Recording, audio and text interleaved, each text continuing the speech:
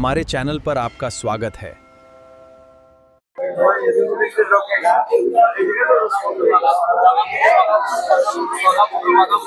तो दोस्तों ये है आज की हमारी सेकंड डेस्टिनेशन जलियांवाला बाग। जलियांवाला बाग के बारे में लगभग हर हिंदुस्तानी को पता है यहाँ क्या हुआ। तो चलिए दिखाते हैं आपको अंदर से जलियांवाला बाग का स्मारक और देते हैं इसके साथ कुछ और जानकारी। ये देख लीजिए कुछ टाइमिंग्स और साथ में यही है एंट्री जलियांवाला बाग।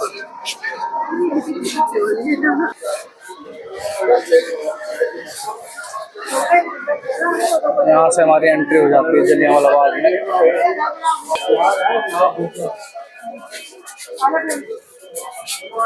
हाल ही में कुछ साल पहले इसका रीडेवलपमेंट किया गया है,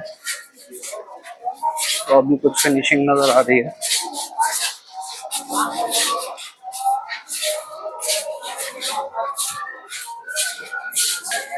पैसेज को पार करके हम एंटर कर जाते हैं मेन जलियांवाला बाग। जैसा कि आप नाम से समझ रहे हैं, ये उस समय भी एक बाग हुआ करता था और आज भी है तो बाग ही, लेकिन इसे एक स्मारक के रूप में तब्दील कर दिया गया है।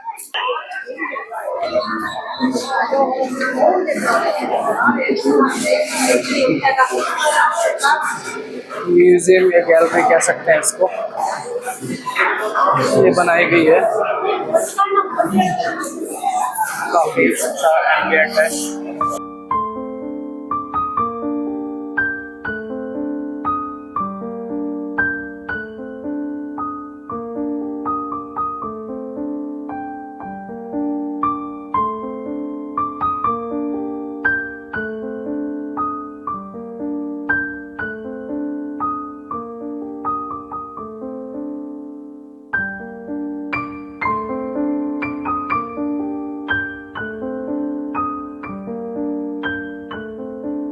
चलिए दोस्तों, आपको दिखाते हैं एक डॉक्यूमेंट्री शो जिससे आपको पता चलेगा जलियांवाला बाग में क्या हुआ था।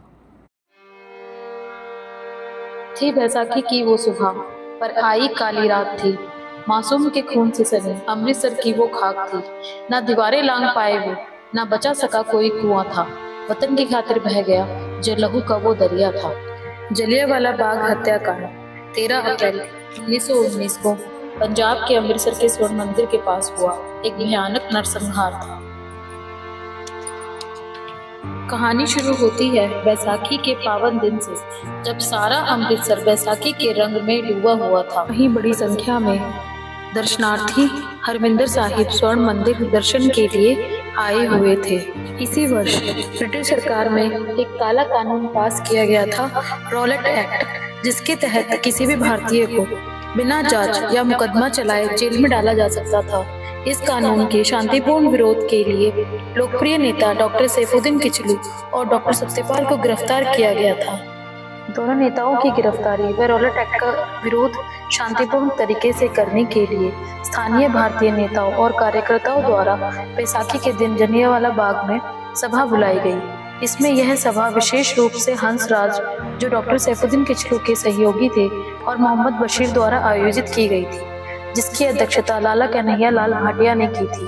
जनरल डायर ने 13 अप्रैल की सुबह ही शहर में ढिंढोरा पिटवाकर किसी भी तरह की सभा या प्रदर्शन पर पूरी तरह रोक लगा दी थी। जैसे ही डायर को दोपहर के करीब 4 बजे सूचना मिली कि उसकी पाबंदी के बावजूद लोग जलियांवाला बाग में बड़ी संख्या में इकट्ठा हुए हैं, तो उसने इसे ब्रिटिश हुकूमत को एक सीधा ही चुनौती माना। हंसराज, जिसने इस सभा का आयोजन किया था, वह असल में ब्रिटिश सरकार का एक गुप्त एजेंट और मुखबिर था। उसने ही जलियांवाला बाग में हजारों लोगों के इकट्ठा होने की सटीक जानकारी जनरल डायर और पुलिस प्रशासन को दी थी। इस समय सभा में 10,000 से 20,000 की तादाद में बच्चे, बूढ़े, नौजवान व महिलाएं शामिल थे, जिनमें कुछ सभा में शामिल होने और कुछ बैसाखी मनाने आए थे।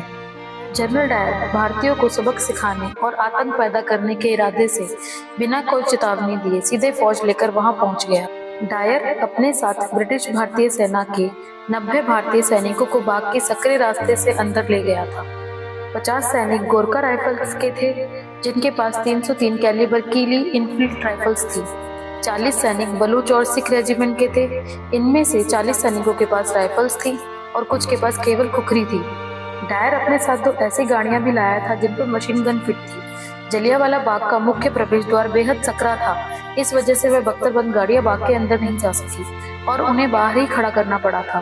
डायर ने बाद में माना था कि अगर गाड़ियां अंदर चली जाती तो वह मशीन गन से भी फायरिंग करवाती। डायर ने बाग में अंदर आते ही बिना देरी करे अपने सैनिकों को आदेश दिया, फायर। उसने यह भी कहा कि जिस तरफ भीड़ घनी है गोली उसी तरफ चलाई जाए। 90 राइफलदार सैनिकों ने मात्र 10 मिनट में 1650 राउंड गोलियां चलाई थी। गोलियां भीड़ को तितर-बितर करने के लिए नहीं बल्कि अधिकतम लोगों को मारने के इरादे से चलाई गई थी। सैनिकों ने सबसे घनी आबादी वाले हिस्से और बाहर निकलने के रास्ते को निशाना बनाया। बाग चारों तरफ से ऊंची दीवारों से घिरा हुआ था और वहां से बाहर निकलने का सिर्फ एक ही रास्ता था।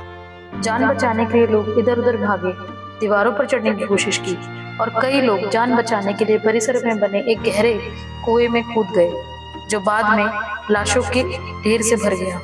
जान बचाने के लिए लोग एक दूसरे के ऊपर कुएं में कूदते चले गए, जिससे कई लोग गोलियों से, कई कुएं में डूबकर और कई दम घुटने या कुचलकर मर गए। ब्रिटिश सरकार के अनुसार इस नरसंहार में 369 लोग मारे गए थे, जबकि अन्य रिपोर्ट्स और समितियों के मुताबिक मरने वालों का वास्तविक आंकड़ा 1000 से अधिक और 2000 से ज्यादा लोग घायल हुए थे। गोलीबारी खत्म होते ही डायर ने वहां एक पल भी इंतजार नहीं किया। उसने घायलों को इलाज देने या शवों को हटाने का कोई इंतजाम नहीं किया। उसने पूरे अमृतसर में सख्त कर्फ्यू लगा दिया।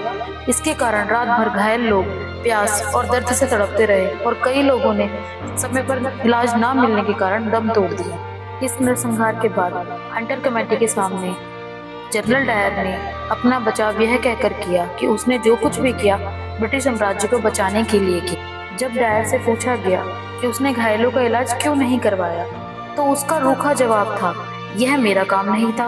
अस्पताल खुले थे, वे खुद भी जा सकते थे। 13 अप्रैल 1919 का यह दिन इतिहास में काले दिन के रूप में दर्ज है। तो दोस्तों, यही है वो कुआं जिसमें 13 अप्रैल 1919 के दिन या कहें शाम को कुछ लोगों ने अपनी जान बचाने के लिए छलांग लगाई।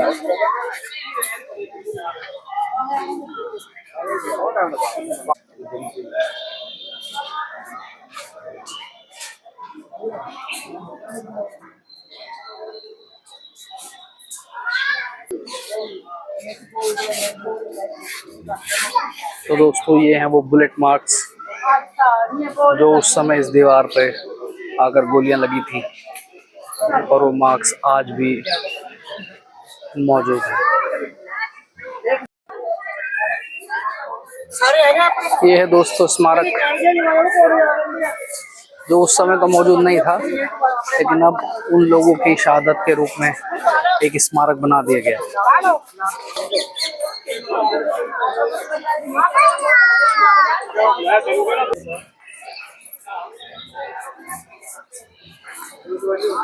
ये जो आप छोटी सी एक इमारत देख रहे हैं, ये उसी समय से एग्जिस्ट करती है और इसमें बिना किसी छेड़छाड़ के से एज इट इज रखा गया है।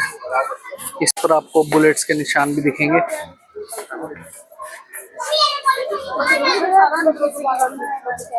अगेन सब बुलेट मार्क्स। जनरल डायर की क्रूरता का ये एक प्रमाण है। लगभग 1500 लोगों की जान गई थी, 1200 के लगभग लोग चोटिल हुए थे और लगभग 24 घंटे तक इस बाग में एज इट इज लोग पड़े रहे थे। दोस्तों, ये था कुछ टूर आपके लिए जलियांवाला बाग का। इसी के साथ करते हैं इस वीडियो का एंड। अगर वीडियो पसंद आई हो तो इसे लाइक कीजिए, शेयर कीजिए और चैनल को सब्सक्राइब जरूर कीजिए। मिलते हैं आपसे अगली वीडियो में। Bye bye.